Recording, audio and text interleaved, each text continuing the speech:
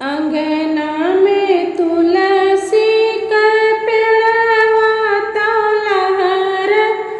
लहर कर लहर लहर कर हो सखिया तुलसी का दियाना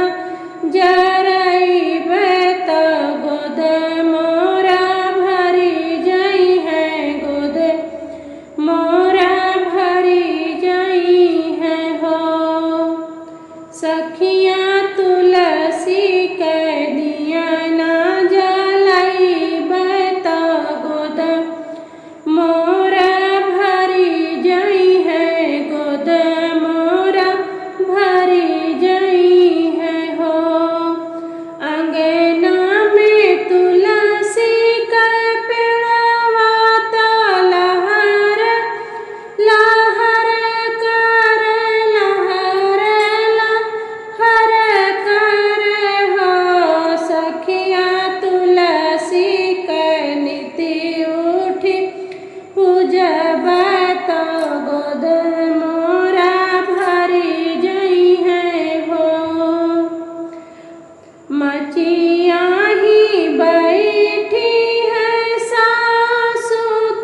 बहुअरिया रज कर बहुअरिया रज कर हो सासु तुलसी के चुनरी चढ़ाई तो गोद मोरा भरी जई है हो सासु तुलसी के पियरी चढ़ाई गोदिया लाल खेली हाई हो यतनी बचन सुन ननदी बिरही बोलिया बोल तो तना हमें माराई हो भौजी नैहर से पियरी मंगायु तो तुलसी के चढ़ाई हो